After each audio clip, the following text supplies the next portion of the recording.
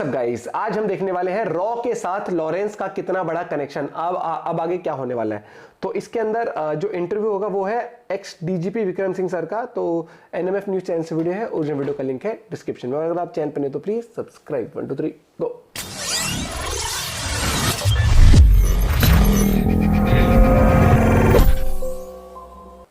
नमस्कार, NMF news पर आप सभी का बहुत स्वागत। मैं हूं आपके साथ अभिषेक पंडित। गैंगस्टर लॉरेंस बिश्नोई, इस वक्त इस नाम की चर्चा सिर्फ हिंदुस्तान में ही नहीं है बल्कि दुनिया में इस नाम की चर्चा हो रही है। अगर भारत की बात करूं तो सबसे पहले गायक सिद्धू मूसेवाला की हत्या, उसके बाद सलमान खान को धमकी लंबे वक्त से दे ही रहा है। बाबा सिद्दीकी की हत्या खुलेआम करवा देना, उसके बाद कनाडा की तरफ से एक बयान आया कि हरदीप सिंह निज्जर की जो हत्या हुई है वो लॉरेंस बिश्नोई गैंग ने की है। उसके बाद रही सही जो कसर थी वो अमेरिका पूरी कर देता है जब उसकी एफबीआई की तरफ से एक रिपोर्ट जारी की जाती है। CC1 का जो नाम था लंबे वक्त से जिसे छिपाए हुए था विकास यादव, वो उसका नाम बताता है और वो कहता है कि विकास यादव भी लॉरेंस बिश्नोई के लिए ही काम करता है। तो आज जानने के लिए हम पहुंचे हैं कि लॉरेंस बिश्नोई आखिर इतना बड़ा नाम कैसे हो गया, कितना बड़ा हो गया और कैसे हो गया, क्योंकि पिछले 8 साल से जेल में बंद है। पहले पंजाब की जेल, फिर दिल्ली की तिहाड़ जेल, और जब वो भी उसके लिए सेफ नहीं रही तो गुजरात की साबरमती जेल में वो बंद है। क्या कुछ कर रहा है लॉरेंस बिश्नोई, कैसे इतना ऊपर हो जा रहा है, उसी चीज को जानने के लिए हम पहुंचे आज उत्तर प्रदेश के पूर्व डीजीपी विक्रम सिंह सर। बहुत बहुत स्वागत है आपका। धन्यवाद अभिषेक जी, बड़ी कृपा की जो आपने दर्शन दिया। सर, लॉरेंस बिश्नोई पिछले 8 साल से जेल में बंद है, उसके बावजूद भी उसके पास बताए जाते हैं 700 शूटर हैं, और भारत ही नहीं इंटरनेशनल लेवल पर वो अपना गैंग चला रहा है। कैसे, आखिर ये पॉसिबल कैसे है? सोचने वाली बात यह है कि एक व्यक्ति के पास 700 शूटर कहां से आते हैं। आप इतने बड़े पत्रकार हैं, आपके घर में कितने नौकर हैं? एक नौकर जो रख लेता है वही अपने को समझता कि मैं बड़ा समृद्ध हूं। जिसके पास 700, और ये भी बताया जाता 700 ही नहीं, इससे कहीं ज्यादा शूटर्स उसके पास हैं। पंजाब में सिद्धू मूसेवाला, दिल्ली में अफगान जिम ओनर, इसके अलावा आपने बताया कि ये बाबा सिद्दीकी मुंबई, और निज्जर कनाडा, और पन्नू के ऊपर कातिलाना हमला। तो क्या मान लिया जाए कि दिल्ली की सरकार, पंजाब की सरकार, मुंबई की पुलिस, कनाडा की police, royal Canadian mounted police और अमेरिका की FBI और अमेरिकी शासन प्रशासन सब लॉरेंस बिश्नोई के घुटने टेक दिए हैं? ये तो मैं समझता हूँ कि इससे बड़ा तो फिर कोई गैंगस्टर आज की तारीख में विश्व में कोई नहीं होगा। दाऊद इब्राहिम से इसका मुकाबला किया जाता है। दाऊद इब्राहिम का केवल ऑपरेशन मुंबई और आपके महाराष्ट्र में था, और कुछ उसके अपराध गुजरात में रहे होंगे। उसके अलावा दाऊद का कोई साम्राज्य, दाऊद को ISI का पूरा समर्थन मिला, वरना दाऊद इब्राहिम एक मुंबई पुलिस के हेड कांस्टेबल का बेटा है, और कालांतर में चूंकि उसके ऐसे कुसंगत पे पड़ गया कि वो फिर पाकिस्तान चला गया और ISI के चंगुल में आ गया। कराची में उसने मकान बनवाया। जब कराची में भी जब उसका लोकेशन सर्वविदित हो गया है, घोषित टेररिस्ट, अथाह संपत्ति, दुबई में बेस, तमाम सिनेमा जगत से उसके लिंक, लेकिन आज भी ये बताया जाता है कि दाऊद का एरिया ऑफ ऑपरेशन उतना नहीं है। दाऊद इब्राहिम ने कनाडा में ऐसा कोई काम नहीं किया है, अमेरिका में ऐसा कोई काम नहीं है। तो क्या ये मान लिया जाए कि ऐसा कौन सा कारण है कि अगर लॉरेंस बिश्नोई की इतने पूरे विश्व में क्रियाशील हो गया है? पहले तो इसको समझ ले। NIA की चार्जशीट में 700 शूटर्स की बात तो की गई है, यहाँ तक तो बात सही है। बाकी सब बातें जो है ये कयास मुझे लग रही हैं, क्योंकि कनाडा ने जो I-5 की बातें कही कि जो हमने कहा कि साक्ष्य देंगे, त्रिदेव साहब जो वहाँ के माननीय प्रधानमंत्री हैं कनाडा के, उन्होंने तो इंटेलिजेंस रिपोर्ट के आधार पे बताया है। ठीक, अब आपकी बात पे आ जाते हैं कि हाई सिक्योरिटी प्रिजन्स में दिल्ली से अगर साबरमती जेल रखा गया है तो इसके पीछे कारण क्या हो सकता है? साबरमती जेल में भी लिया, साबरमती जेल में रखते हुए भी कोई नियंत्रण वहाँ पर है नहीं, और या फिर कोई और तौर तरीका है, मोडस ऑपरेंडा है, जिसके कारण से ये गिरोह क्रियाशील है। आप ये बता दें कि अगर आप चाह लें, क्या ये संभव है? पहले तो हम इच्छा शक्ति बात कर लें, तिहाड़ के ऊपर आ जाए दिल्ली में। इसके पहले सुकेश चंद्रशेखर थे, करोड़ों रुपया खर्च करके करोड़ों रुपए की उगाई सुकेश चंद्रशेखर ने तिहाड़ से कराई। ठीक, और वहाँ पर कौन सा फिल्म स्टार है, कौन सा वो नहीं है। एक भारत के बहुत बड़े व्यापारी तिहाड़ जेल में थे, नाम लेना उचित नहीं है, सारी सुविधाएं उनको वहाँ पर उपलब्ध रहीं। तिहाड़ जेल में गैंग वॉर होते हैं, हत्याएं तक हो जाती हैं और बड़े बड़े गैंगस्टर मारे जाते हैं। अब आप आ जाइए तिहाड़ जेल के बाद आप उत्तर प्रदेश की जेलों में।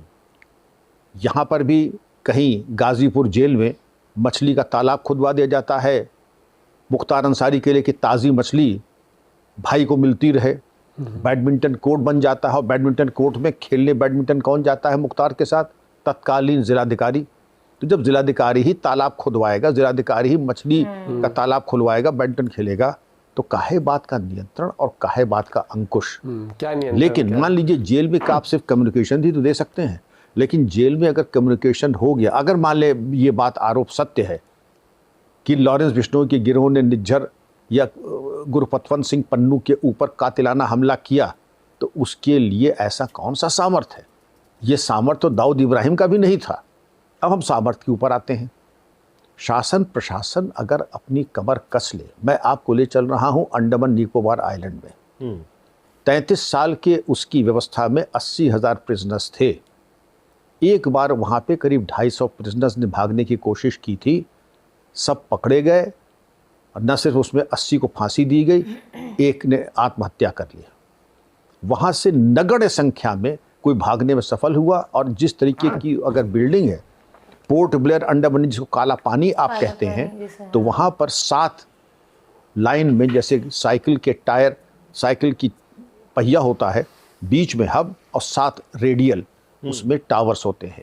एक कमरे में एक सेल, और जिसको कहते हैं तन्हाई, सॉलिटरी कन्फाइनमेंट।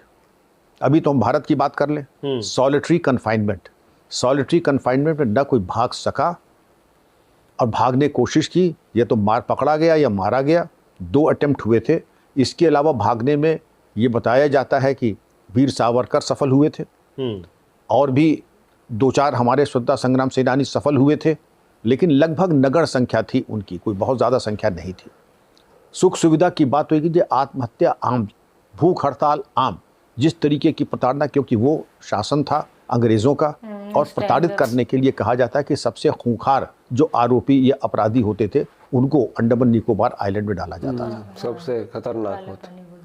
इसके अलावा अगर आप बात कर लें कि उनका जो जेल मैनुअल था, बहुत सुना है ना उस बारे उनकी में। जो सख्ती थी, वहाँ पर आत्महत्या बिल्कुल बहुत कॉमन थी।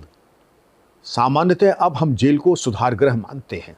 अब जेल को हम सजा देने का एक दंडात्मक प्रक्रिया के लिए नहीं, बल्कि सुधार के लिए हम रखते हैं। वहाँ पर उनके मेडिटेशन के लिए, उनको ट्रेड, उनको शिक्षा, कोई पढ़ना लिखना चाहे, कोई व्यापार करने के तौर तरीका सीखना चाहे, इसके ऊपर ध्यान देते हैं, होती है ना? लेकिन उनके ऊपर निगरानी रखता है। अब हम आपको ले चलते हैं सिंगापुर। सिंगापुर में लुंगी प्रिजन है। वहाँ पर बबलू श्रीवास्तव, यूपी का एक माफिया था, वो निरुद्ध किया गया था। तो जो सीबीआई के अधिकारी उसको लेने गए थे बबलू को, ये बताते हैं लुंगी प्रिजन में भी एक सेल पूरा सीसीटीवी से आच्छादित। यहाँ तक तो हमारे भी सारे जेल सीसीटीवी से आच्छादित हैं। लुंगी प्रिजन में ये था कि एक एक चीज़ की मॉनिटरिंग, कितना खाना दिया गया, कितना खाया, कितना छोड़ा, कितनी बार वॉशरूम गया, कितनी बार नहीं गया, कितनी बार खांसा, एक एक चीज़ की मॉनिटरिंग। वहाँ पे ये गुंजाइश नहीं थी। और उसमें केवल एक झीना सा कपड़ा कमर से नीचे तक, और उसमें पतली सी डोरी में, जिससे कि फांसी वांसी न लगा पाए। किसी तरह का कोई इम्प्लीमेंट, कोई सुविधा किसी तरह की नहीं थी। और जेल की सख्ती जब होती है अभिषेक जी, तो ये बताया जाता है तन्हाई में, न सिर्फ पोर्ट ब्लेयर में बल्कि और जगह जहाँ तन्हाई होती है, तो लोग छिपकली से बात करने लगते हैं, कॉकरोच से बात करने लगते हैं। तो किसी जेलर ने पूछा, आप छिपकली से बात करते हैं, उनका क्यों न बात करें, जब कोई है नहीं बात करने की तो किससे करें? किससे करें? वो भी मुझसे बात करती है, और जब नहीं आती तो मैं रोता हूँ उस छिपकली के लिए। इस मानसिक अवसाद और इस मानसिक अवस्था में ला करके जेल वाले, ये अंग्रेजों के ज़माने की बात मैं बता रहा हूँ। आज की अगर बात कर लें तो जो कड़ाई और सख्ती जेल मैनुअल में है, वो भी आदमी को बिल्कुल तोड़ सकती है। तो तोड़ना तो छोड़ दीजिए, कम से कम इतना तो नियंत्रण कर लीजिए कि उसका कम्युनिकेशन ना हो। आपके मोबाइल फ़ोन जैमर हैं वहाँ पे, आपके वहाँ पे कोई सुविधा अवांछित नहीं होनी चाहिए, अनावश्यक मुलाकात नहीं होनी चाहिए, अनावश्यक उपकरण न हो। सुकेश चंद्रशेखर को आपने स्पूफिंग ऐप दिया, कि वो भारत का गृह सचिव बन करके एक औद्योगिक घराने से 200 करोड़ रुपए की उगाही कर ली उसने। ऐप भी मिल गया, सिस्टम भी मिल गया और उसके द्वारा पैसे की उगाही भी कर ली गई। जो अतीक था उसने न सिर्फ एक व्यापारी को अपने सामने जेल में रहते हुए जेल में बुलवाया, जेल के अंदर रह करके पिटवाया। तो इससे आपके अभिषेक जी निष्कर्ष क्या निकलते हैं कि अगर साधन संपन्न आप हैं, आप जो चाहे करा लें, नियम की धता, आप जिससे चाहे कम्युनिकेट कर लें, जिसको चाहे बुला लें, जिसको चाहे भेज दें। ये जो व्यापारी भारत स्तर का यहाँ पता तिहाड़ में ये बताते हैं कि 25,000 रुपये रोज अगर दे तो जो सामान्य है, दवा खाना, आपके साथ मारकूट नहीं होगी, इतनी व्यवस्था, बाकी अपग्रेड होता रहेगा। तो मैं अगर आप ही की बात को आगे करूं तो अगर ऐसा है, होता था पहले उत्तर प्रदेश की जेलों में ऐसा है, काला पानी की जेलों में ऐसा होता था, तो क्या आज की सरकारों में शर्म नहीं आती? शर्म, आप ये बता दीजिए, शर्म आने के लिए ये जरूरी है कि पहले बिना दंड के राज्य अधिकार नहीं चलता है।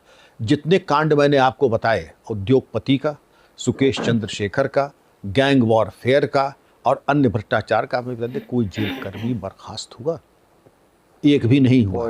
जबकि होना ये चाहिए था कि जब इतना बड़ा हिंसा का तांडव हो रहा है, इतनी संलिप्तता दिखाई पड़ रही है, तो ये दिखाता है कि जेल अधिकारी कर्मचारी न केवल पूरी तरीके से संलिप्त हैं, बराबर के हिस्सेदार हैं और लापरवाह भी हैं, कर्तव्य के प्रति उदासीन भी हैं। ठीक है सर। तो अभिषेक जी, इसमें यही नहीं होना चाहिए। अनुच्छेद 311 के अंतर्गत सबसे पहले इन जेल कर्मियों को बर्खास्त, जेल कर्मी जब मैं कह रहा हूं उसमें शुरुआत होनी चाहिए चीफ सुपरिंटेंडेंट जेल से, सबसे बड़े से बर्खास्त, उनके खिलाफ अपराध पंजीकृत होना चाहिए और यूएपीए के अंतर्गत उनकी चल अचल संपत्ति कुर्क होनी चाहिए थी और उनको उसी जेल में भेजना चाहिए था जहां के वो सुपरिंटेंडेंट या जहां के वो जेलर थे। ऐसा तो कुछ हुआ नहीं। जब आपने हुआ ही नहीं, क्या कारण, क्या मजबूरी थी कि आपने भ्रष्ट और अकर्मण जेल कर्मियों के ऊपर प्रभावी प्रशासनिक कार्रवाई नहीं की? सारी बीमारी की जड़ यहां से शुरू होती है। कार्रवाई नहीं की, कार्रवाई नहीं की, इसीलिए अब उनके हाथ जो है इतने खुल गए हैं। सरकार चाहे तो अब भी लगाम लगा सकती है, नहीं? सारी जिंदगी हम लोगों ने लगाम लगाई है। जेल के बाहर एक पुलिस चौकी खोल देते थे, पुलिस चौकी जेल उसका नाम रहता था। कौन जा रहा है मिलने, कौन आ रहा है, कौन सुविधा दे रहा है, जेल वाले। क्योंकि हमारे टाइम में जेल पुलिस के नीचे नहीं था, तब जेल विभाग अलग था।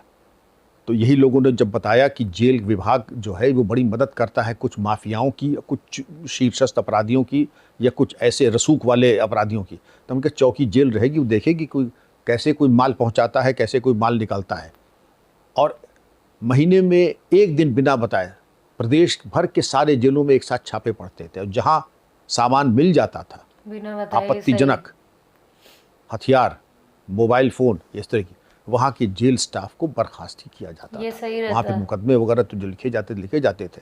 सरकार आज भी चाह ले प्रभावी नियंत्रण अगर हो जाए तो ये किसी कैदी को, ये मैं बताता रहा हूँ, जेल में बता देते अगर सख्ती कर ली जाए, केवल जेल मैलों से अत्याचार ना किया जाए। मानवाधिकार बहुत पवित्र होते हैं, किसी के मानवाधिकार का हनन नहीं होना चाहिए, लेकिन जो कड़क जेलर है वो बताते हैं कि साहब हम लोग जब सख्ती करते हैं तो ये कहते हैं कि 15 से 21 दिन में लोग कहते हैं कि साहब भगवान के दर्शन होने लगते हैं।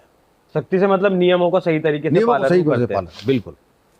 इंटरनेशनल कनेक्शन की मैं बात करूँ, अगर बात करें तो ये चीज है, बताया जाता है ना कि कुछ पैसे देके, 1000 रुपए देके आप फोन ले सकते हो, चीजें ले सकते हो, सुविधाएं ले सकते हो। जेल का ना मतलब वो वाला डर नहीं है कि जेल चलेगी तो क्या होगा, कैसा हमारे साथ व्यवहार होगा, या कोई देखने के लिए भी तरस जाएंगे किसी को। वो बोला ना कि छिपकली से, कॉकरोच से बात करने पे वो जाते थे। देखो कानून व्यवस्था में तो मैं तो हर एक चीज कहूंगा कि आप अगर हमारी जो जेल है ना, भाई वहां पर स्ट्रिक्टनेस सबसे पहले आनी चाहिए।